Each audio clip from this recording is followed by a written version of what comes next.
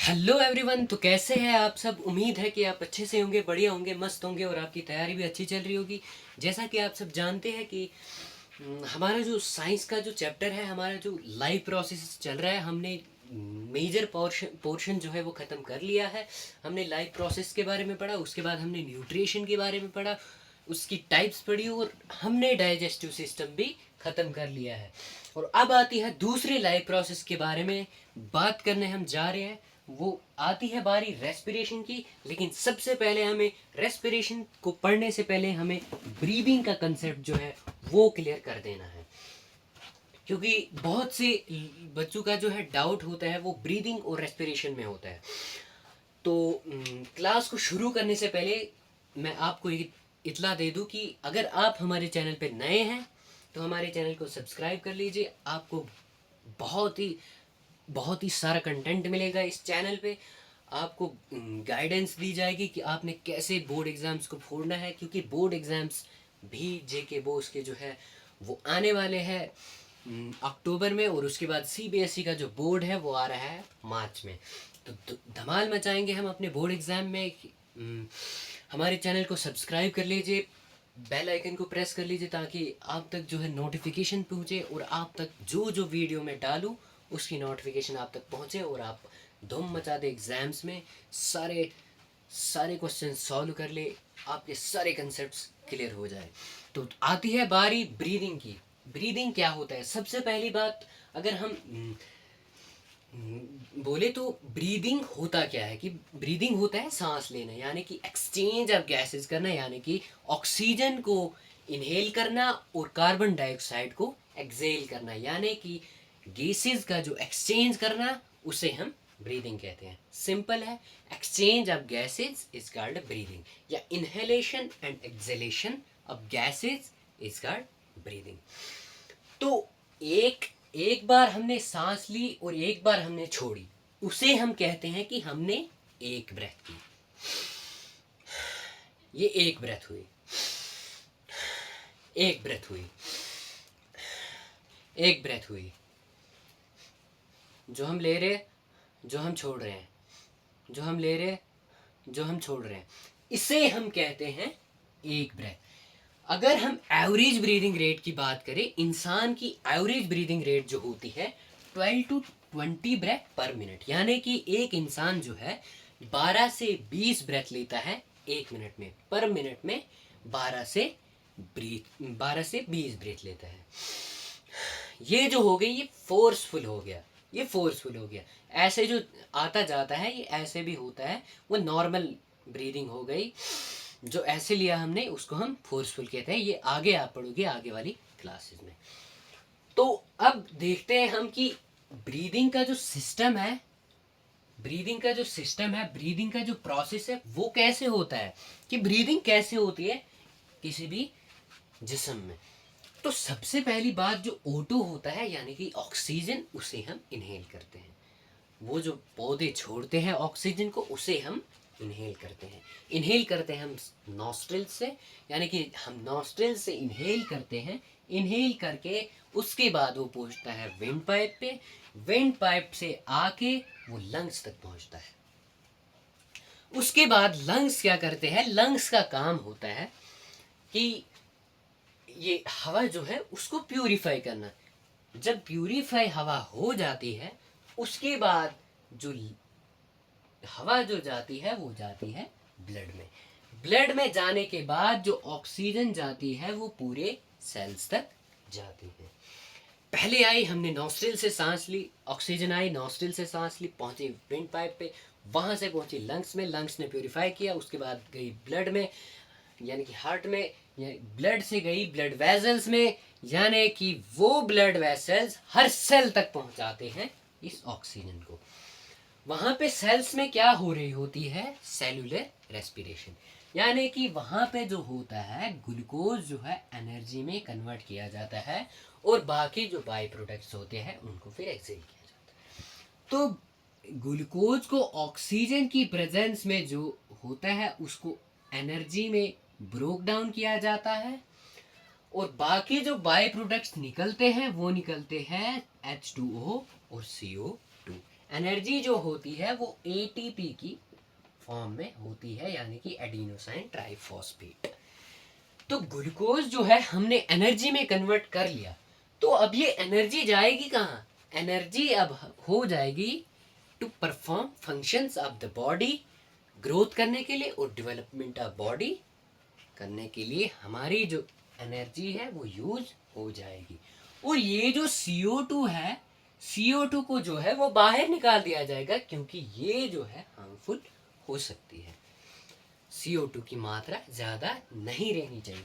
तो CO2 जो होता है वो जाती है ब्लड में, ब्लड से ब्लड वेसल्स जो है वो लंग्स तक पहुंचाते हैं, और लंग्स से आके वो जो CO2 होती है वो विंड पाइप से आके फिर नॉस्ट्रिल से बाहर एनवायरनमेंट में फैल जाती है, और वहाँ प्लांट्स जो हैं उसको इनहेल कर देते हैं। ये था पूरा सिस्टम ब्रीदिंग का सिस्टम था, ये प्रोसेस था। उम्मीद है कि आप सबको ब्रीदिंग के बारे में समझ आ गई होगी। तो अब आते हैं अपने मेन टॉपिक के पे, जिसका नाम है रेस्पिरेशन। रेस्पिरेशन होता है ब्रोकन डाउन ऑफ फूड, यानी कि ग्लूकोज जब हम लेते हैं डाइजेस्टिव सिस्टम से, उसको जो है हम एनर्जी में कन्वर्ट करते हैं। एनर्जी में कन्वर्ट करते हैं किसकी मदद से? ऑक्सीजन की मदद से। यानी कि broken down of food in presence of oxygen, energy को रिलीज करने के लिए for growth and development, to perform functions, उसे हम उस प्रोसेस को हम कहते हैं रेस्पिरेशन। रेस्पिरेशन सिंपली क्या होता है? Broken down of food in presence of oxygen to release energy is called respiration. तो अब हम पढ़ते हैं रेस्पिरेशन का सिस्टम क्या होता है, यानी कि हम रेस्पिरेशन कैसे करते हैं।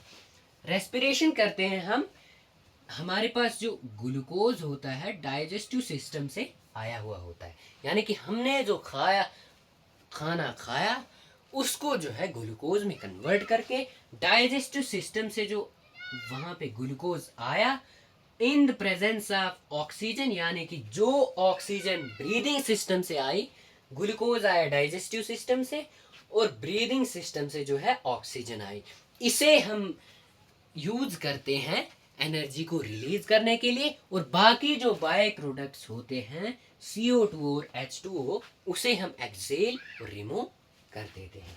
यानी कि हमने ऑक्सीजन की प्रेजेंस में जो है ग्लूकोज को कन्वर्ट किया एनर्जी में, और ये जो होते हैं ये यूजफुल नहीं होते हैं हमारी बॉडी के लिए। ये H2O तो होता है यूजफुल, और कार्बन डाइऑक्साइड जो है ये यूजफुल नहीं होता है। तो हम रेस्पिरेटरी सिस्टम से जो है कार्बन डाइऑक्साइड और वाटर को भी निकाल देते हैं, और एनर्जी जो होती है ये यूजफुल होती है। इसको हम यूज करते हैं फंक्शंस को परफॉर्म करने के लिए, ग्रोथ और डेवलपमेंट को करने के लिए। तो ये आ गया रेस्पिरेशन का पूरा प्रोसेस। और एक बात, जो एनर्जी होती है, ये इम्पोर्टेंट पॉइंट है, ये इम्पोर्टेंट है कि एनर्जी जो होती है वो ATP की फॉर्म में रिलीज होती है, यानी कि एडिनोसाइन ट्राइफॉस्फेट। ये चीज़ें आपको पता होनी चाहिए। ये आ गया कुछ ब्रीदिंग और रेस्पिरेशन के बारे में। अब बढ़ते हैं आगे, हम थोड़ा सा पढ़ेंगे ब्रीदिंग और रेस्पिरेशन में, थोड़ा सा हम कंपैरिजन करेंगे, क्योंकि ये वाला जो क्वेश्चन है ये बोर्ड एग्जाम के लिए बहुत इंपॉर्टेंट है, और आपको बाकी चीज़ें भी इसमें पता चल जाएंगी। तो सबसे पहली बात, ब्रीदिंग और रेस्पिरेशन में क्या फ़र्क है।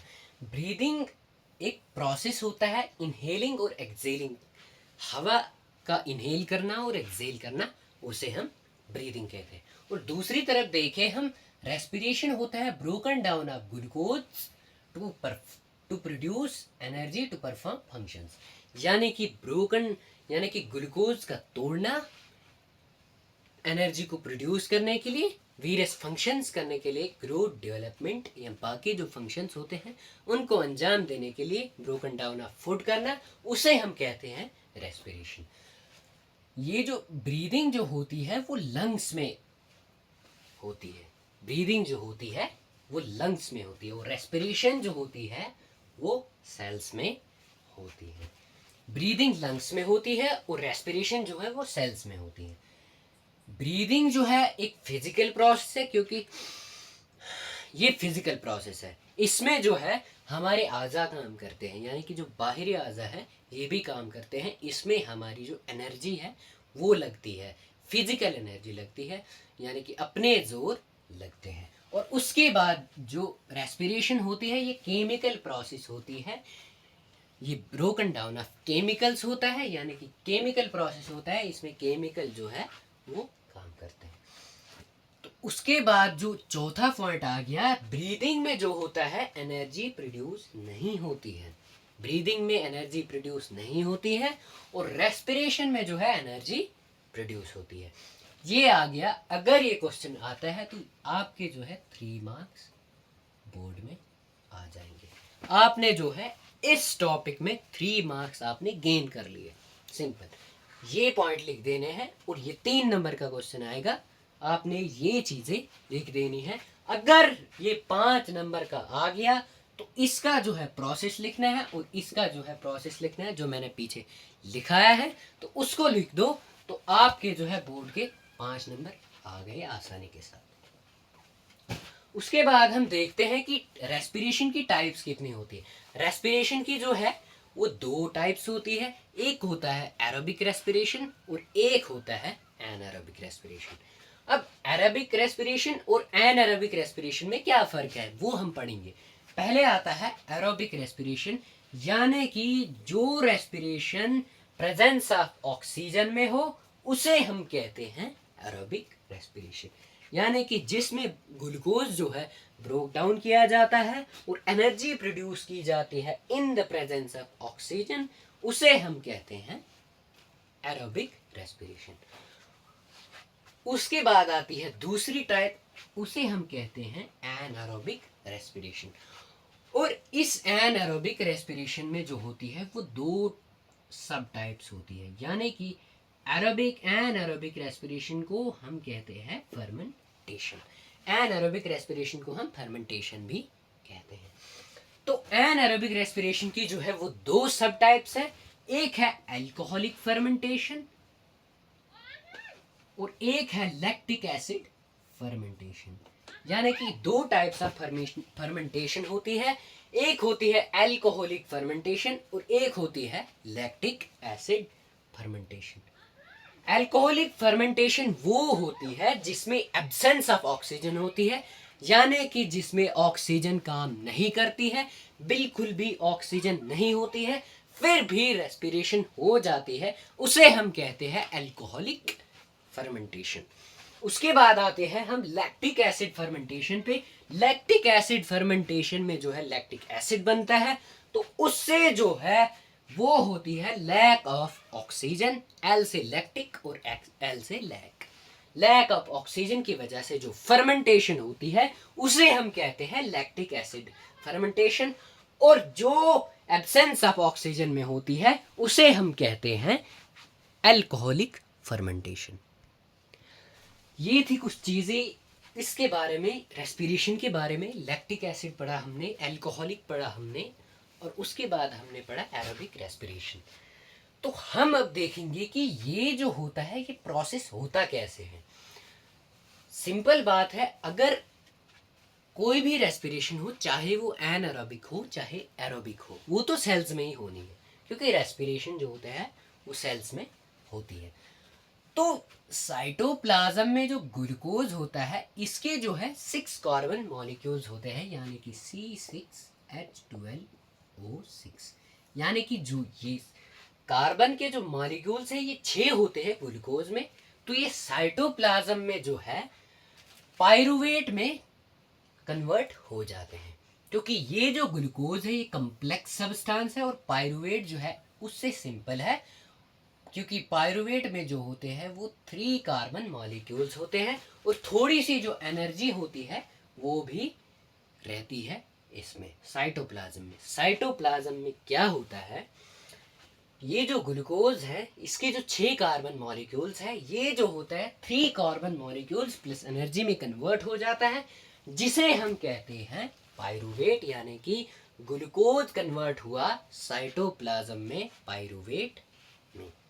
तो अगर इस पे क्वेश्चन आ गया 1 मार्क्स का कि site of conversion of glucose into pyruvate, तो आपका जो आंसर आएगा वो साइटोप्लाज्म आएगा। 1 नंबर का क्वेश्चन आ सकता है इसमें। उसके बाद जब पायरुवेट होता है, अगर ऑक्सीजन की एब्सेंस हो, जैसे कि ईस्ट में जो रेस्पिरेशन होती है वो होती है एनारोबिक टाइप की, तो एब्सेंस ऑफ ऑक्सीजन यानी कि वहां पे जो होगी एल्कोहलिक फर्मेंटेशन होगी। तो ईस्ट में क्या होता है, एब्सेंस ऑफ ऑक्सीजन में जो होती है रेस्पिरेशन होती है। तो इसमें जो पायरुवेट जो होता है वो इथेनॉल में कार्बन डाइऑक्साइड और एनर्जी में तब्दील हो जाता है।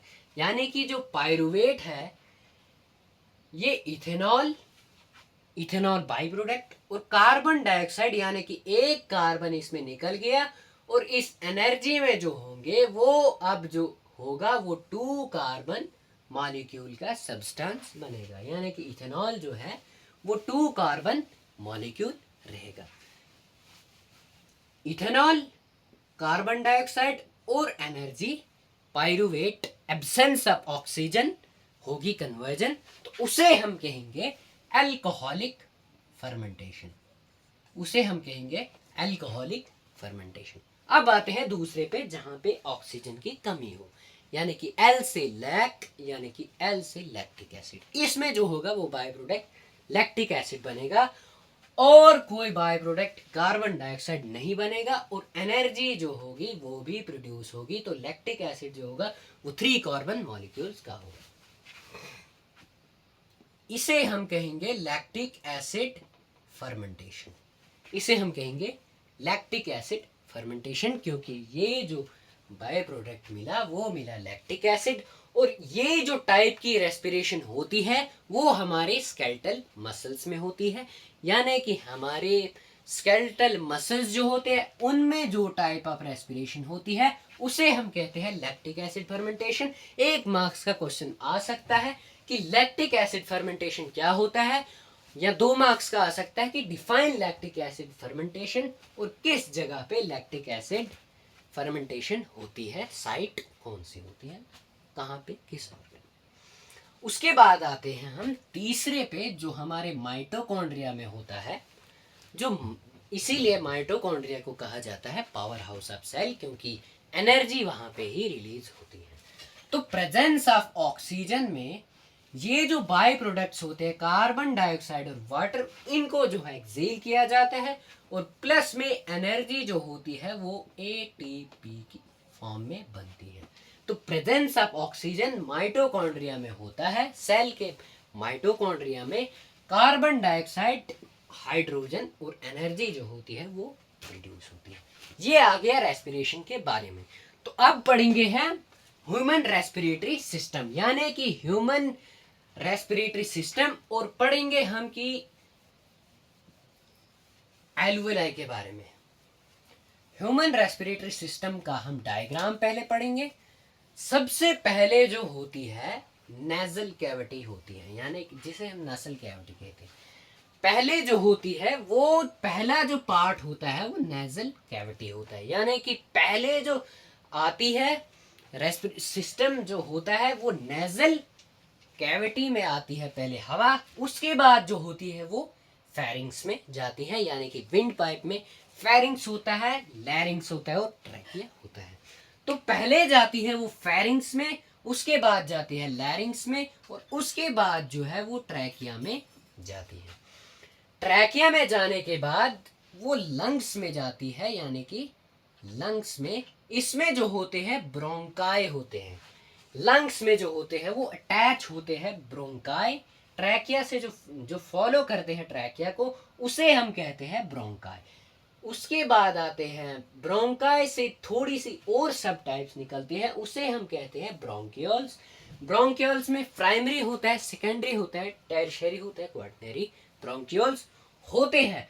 फिर उसके बाद जो ब्रोंकियोल से नीचे वाला जो जहाँ पे ब्रोंकियोल्स एंड हो जाते हैं, जहाँ पे site of exchange of gases होता है, वो होता है एल्वुलाई। और इस एल्वुलाई में जो होते हैं ब्लड वेजल्स होते हैं, और ब्लड वेजल्स जो होते हैं वो रेस्पिरेशन के लिए ऑक्सीजन को ले जाते हैं सेल्स में।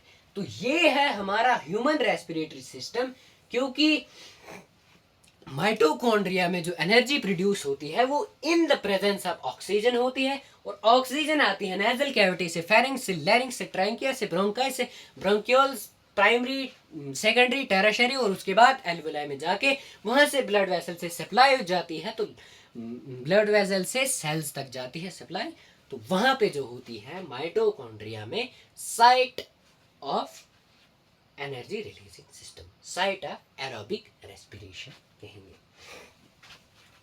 तो ये जो डायग्राम होता है, ये ऐसा वाला जो शेप वाला जो ऑर्गन होता है वो लंग्स के नीचे होता है, उसे हम कहते हैं डायग्राम।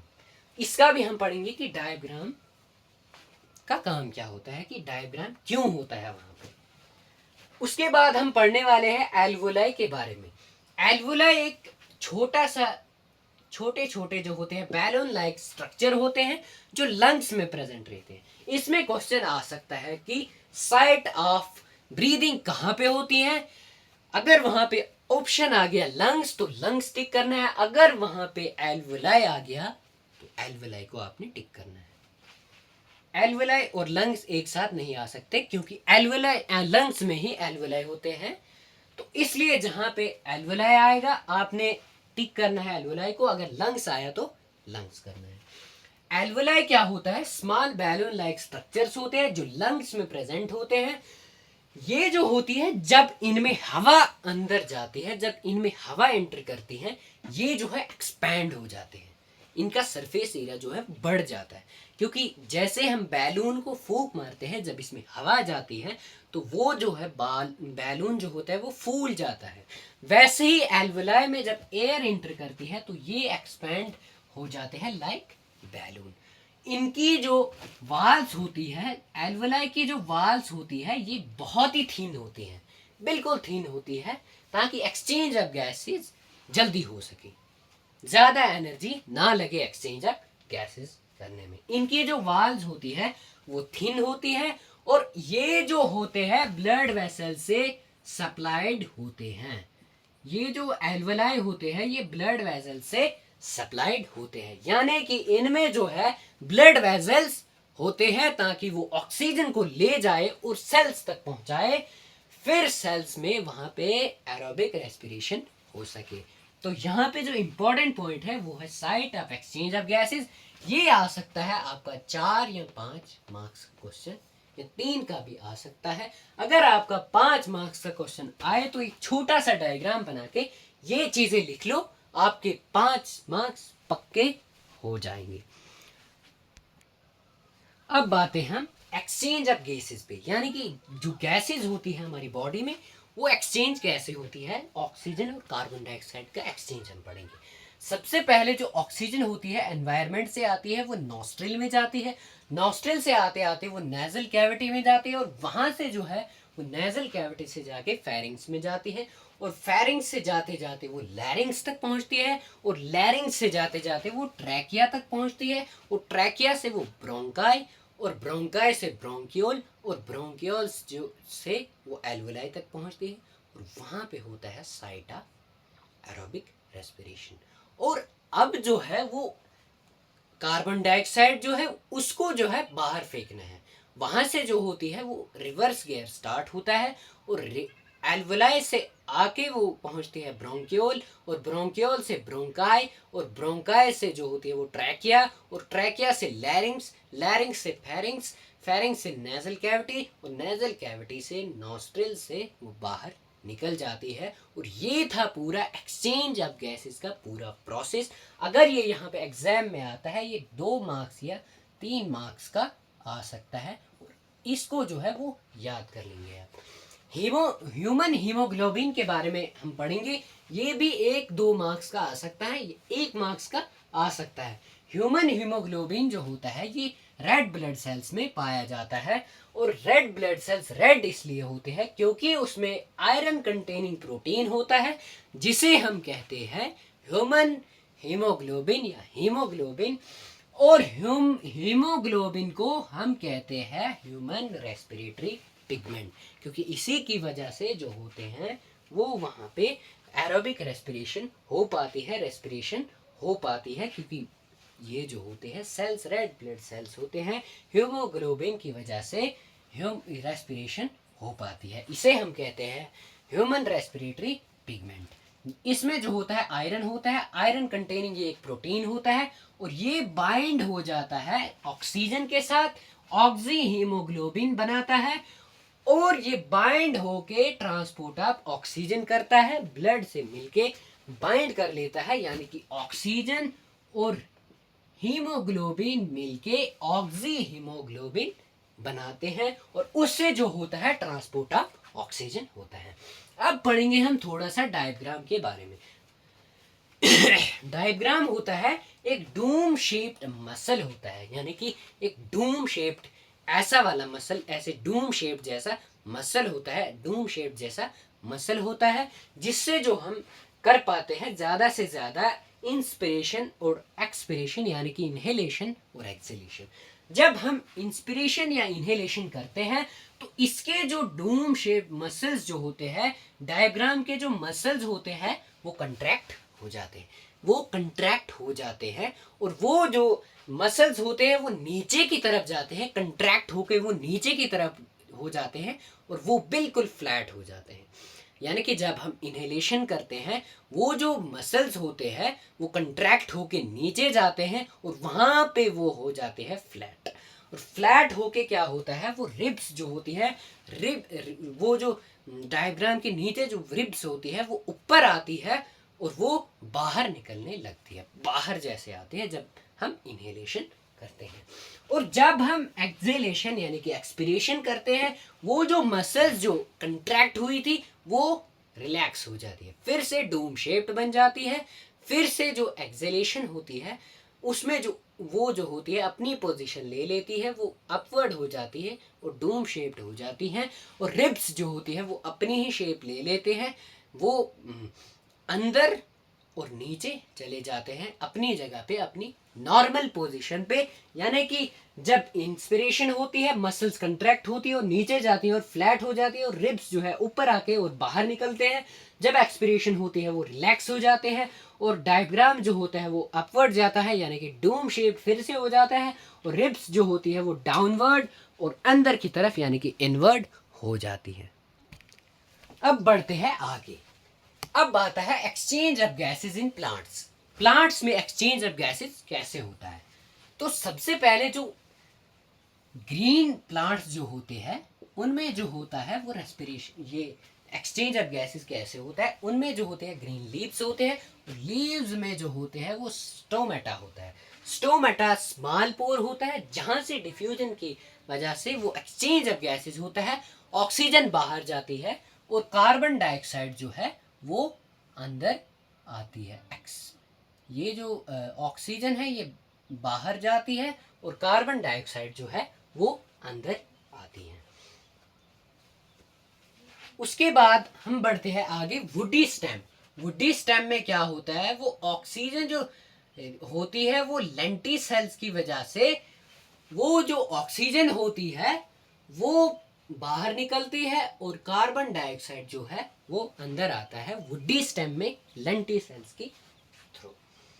उसके बाद आता है इनमें जो रेस्पिरेशन का जो एक्सचेंज ऑफ गैसेस का जो होता है वो डे टाइम में और नाइट टाइम में होता है। यानी कि डे टाइम में ये पहले फोटोसिंथेसिस करते हैं in the presence of sunlight. Sunlight में इनको जो होती है वो कार्बन डाइऑक्साइड की ज़रूरत होती है, और रेस्पिरेशन करने में इनको कार्बन डाइऑक्साइड की ज़रूरत नहीं। रेस्पिरेशन में इनको कार्बन डाइऑक्साइड की ज़रूरत होती है, और उसके बाद ऑक्सीजन ये जो है उस वक्त ऑक्सीजन छोड़ देते हैं जब वो ये फोटोसिंथेसिस करते हैं, और रेस्पिरेशन में जो है कार्बन डाइऑक्साइड को ये लेते हैं। तो जब फोटोसिंथेसिस करते हैं ये तब ऑक्सीजन को अंदर लेते हैं और कार्बन डाइऑक्साइड को बाहर छोड़ते हैं। जब इन्होंने फोटोसिंथेसिस कर लिया, जब इन्होंने फूड तैयार कर लिया, यहाँ पे लीव्स में फूड तैयार कर लिया, लीव्स में जो होता है वो फूड इन्होंने तैयार कर लिया, तो उसके बाद ये जो फूड होता है लीव्स में तैयार कर लिया, और उसके बाद जो है जो कार्बन डाइऑक्साइड होती है वो स्टोमेटा के थ्रू, डिफ्यूजन के थ्रू इसको जो है कार्बन डाइऑक्साइड को बाहर निकाल देते हैं। और उसके बाद जब ये रेस्पिरेशन करते हैं तो कार्बन डाइऑक्साइड को अंदर लेते हैं और ऑक्सीजन को ये फिर छोड़ देते हैं। ये आ गया डे टाइम। उसके बाद नाइट टाइम में कैसे करते हैं? ओनली रेस्पिरेशन करते हैं, क्योंकि उस वक्त फोटोसिंथेसिस का टाइम नहीं होता है, क्योंकि उस वक्त वहां पे सनलाइट नहीं होती है। इसमें जो है ओनली रेस्पिरेशन करते हैं, जिसमें स्टोमेटा से ये जो प्लांट्स होते हैं स्टोमेटा से जो है ये ऑक्सीजन को बाहर निकालते हैं और कार्बन डाइऑक्साइड को अंदर लेते हैं, और वहां पे जो होता है इनका रेस्पिरेशन का प्रोसेस हो जाते हैं। अब पढ़ेंगे हम इसका थ्योरी वाला पार्ट। थ्योरी वाले पार्ट में क्या आता है पहले कि एक्सचेंज ऑफ गैसेस जो होती है प्लांट्स की, वो स्टोमेटा और लेंटिसेल्स से होती है। स्टोमेटा ग्रीन लीफ में होता है, और स्टेम में जो होता है, ये स्टोमेटा जो होता है लीफ में होता है, और स्टेम में, वुडी स्टेम में जो होता है वो होता है लेंटिसेल्स की मदद से। उसके बाद जो लार्ज इंटरसेलुलर स्पेस जो होती है, इन सेल्स में जो होती है लार्ज इंटरसेलुलर स्पेस होती है, यानी कि सेल्स में स्पेस होती है बहुत ज़्यादा। इंटरसेलुलर स्पेस होती है सेल्स में, और वो इंश्योर करते हैं कि सेल्स जो है एयर के साथ कांटेक्ट में है।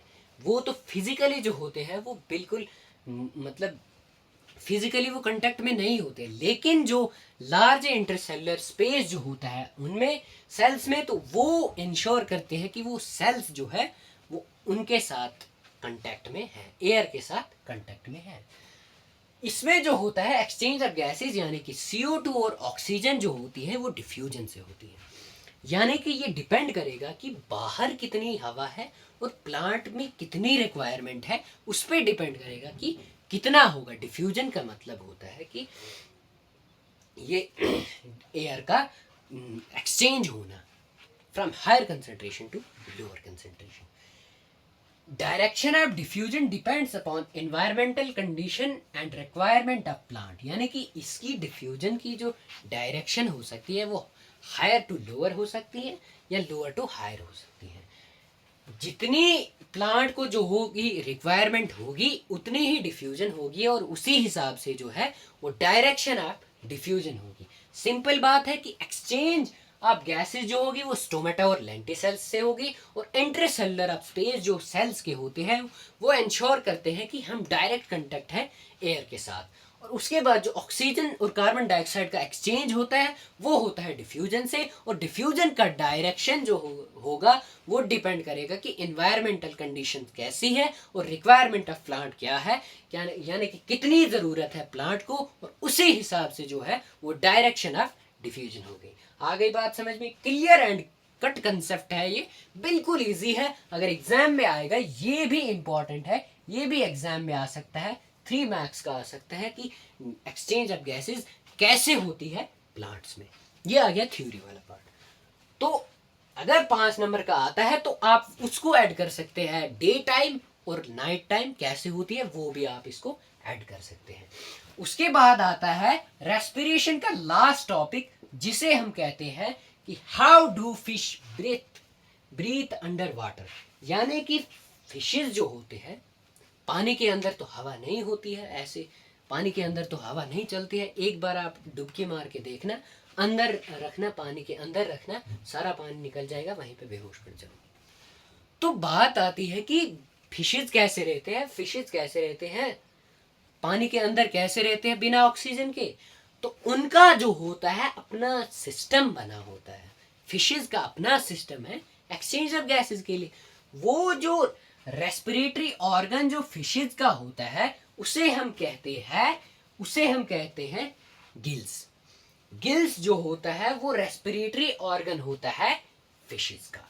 गिल्स जो होते हैं वो रेस्पिरेटरी ऑर्गन होता है फिशेस का।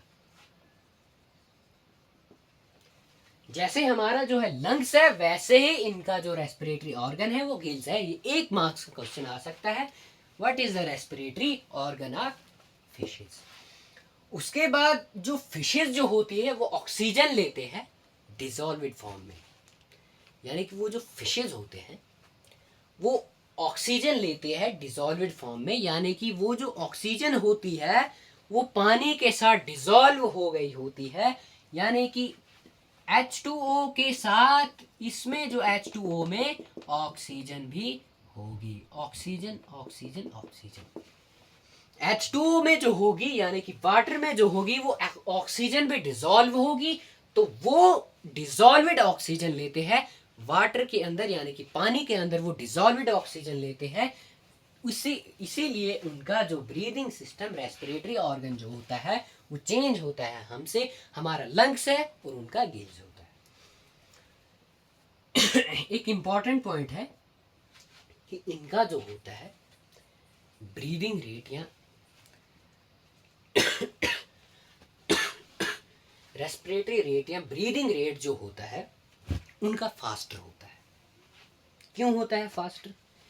क्योंकि पानी में उतनी अवेलेबिलिटी नहीं होती है हवा की जितनी यहाँ पे होती है ज़मीन में, क्योंकि पानी में वो डिसॉल्विड ऑक्सीजन लेते हैं, इसलिए उनका जो है वो रेट जो है, उनका ब्रीदिंग रेट जो होता है उनका एक्वेटिक ऑर्गेनिज्म का, चाहे वो फिशेज हो, चाहे वो शार्क हो, चाहे कुछ भी हो, डॉल्फिन हो, उनका जो ब्रीदिंग रेट होता है वो फास्टर होता है इंसानों से। क्यों होता है? जानवरों से फास्टर होता है। क्यों होता है? क्योंकि वहाँ पे जो अवेलेबिलिटी ऑफ ऑक्सीजन है वो कम होती है, क्योंकि उनको डायरेक्ट ऑक्सीजन नहीं मिलती है, उनको डिसॉल्विड ऑक्सीजन मिलती है। इसलिए उनका जो ब्रीदिंग रेट होता है, रेट ऑफ ब्रीदिंग जो होता है एक्वेटिक ऑर्गेनिज्म का, वो इंसानों से फास्टर होता है।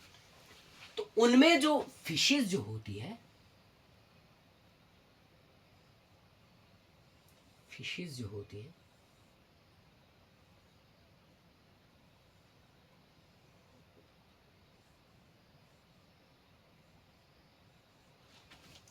फिशेस जो होती है उनमें जो होता है वो ओपरक्यूलम होता है, यानी कि ओपरक्यूलम होता है जहां से गिल्स के ऊपर जो कवर होता है उसे हम कहते हैं ओपरक्यूलम, जहां से एयर जो होती है वो इंटर होता है, डिसॉल्विड ऑक्सीजन जो होता है वो इंटर होता है। जब भी ये हवा अंदर जाती है तो ओपरक्यूलम जो होता है वो कावर जो होता है, गिल कावर, या इसे हम कहेंगे गिल्स कवर होता है। ये जो ओपरक्यूलम होता है ये ओपन हो जाता है जैसे ही डिसॉल्विड ऑक्सीजन होती है, और उसके बाद जो ऑक्सीजन जब इंटर कर जाती है तो वो झट से जो है बंद हो जाता है, यानी कि ओपरक्यूलम ओपन होता है, close open close open close open close open close open close open close, यानी कि ओपरक्यूलम जो होता है वो ओपन हो जाता है और साथ में क्लोज भी हो जाता है। और हमारी तरह इनका जो होता है ऑक्सीजन लेने का सिस्टम या एक्सचेंज ऑफ गैसेस का सिस्टम नहीं होता है। जब ये ऑक्सीजन यहाँ से गिल्स से ले लेते हैं तो वो जो पानी जो होता है उसके लिए ओपरक्यूलम फिर से खुलता है और फिर वो पानी बाहर निकल जाता है, और ऑक्सीजन जो होती है वो डिसॉल्विड फॉर्म में ये ले जाते हैं। ये था पूरा सिस्टम ब्रीदिंग का, रेस्पिरेटरी का, गिल्स के अंदर, ये फिशेस के अंदर। हमने आज पढ़ा रेस्पिरेटरी सिस्टम, पहले ह्यूमंस में पढ़ा हमने, वहां से रेस्पिरेटरी साइट ऑफ रेस्पिरेशन जो होती है वो एल्वेलाई होती है, और उसके बाद हमने पढ़ा कि ये लीव्स में जो होता है वो स्टोमेटा से वो एक्सचेंज ऑफ गैसेस होती है, और इनमें जो वुडी स्टेम में जो होती है रेस्पिरेशन वो होती है एक्सचेंज ऑफ गैसेस जो होती है वो लेंटिसेल्स से होती है, और इनमें जो होती है फिशेस में एक्सचेंज ऑफ गैसेस जो होती है वो गिल्स से होती है। ये हमने पढ़ा आज रेस्पिरेशन के बारे में। उम्मीद है आप सबको समझ आ गई होगी, आपका जो पूरा कंसेप्ट है वो क्लियर हो गया होगा। अगर आपको इनमें से कहीं पे भी डाउट है आप कमेंट कर लीजिए, उसके लिए आपको एक्स्ट्रा से लेक्चर दे दूंगा 4-5 मिनट का, उसी स्पेसिफिक टॉपिक के बारे में मैं आपको एक्स्ट्रा लेक्चर दे दूंगा। वो आपका कंसेप्ट जो है क्लियर हो जाएगा। मुझे नहीं लगता है कि इतना डिटेल में पढ़ा के एक टॉपिक को हम हर दिन ले रहे हैं, इतना टाइम दे रहे हैं, हर टॉपिक को हम 30 से 40 मिनट, कभी कभी 1 घंटा लग जाता है। एक एक टॉपिक को हम 1 घंटा एवरेज देते हैं, तो उससे भी अगर आपको समझ नहीं आएगी तो फिर मर ही जाना बेहतर है।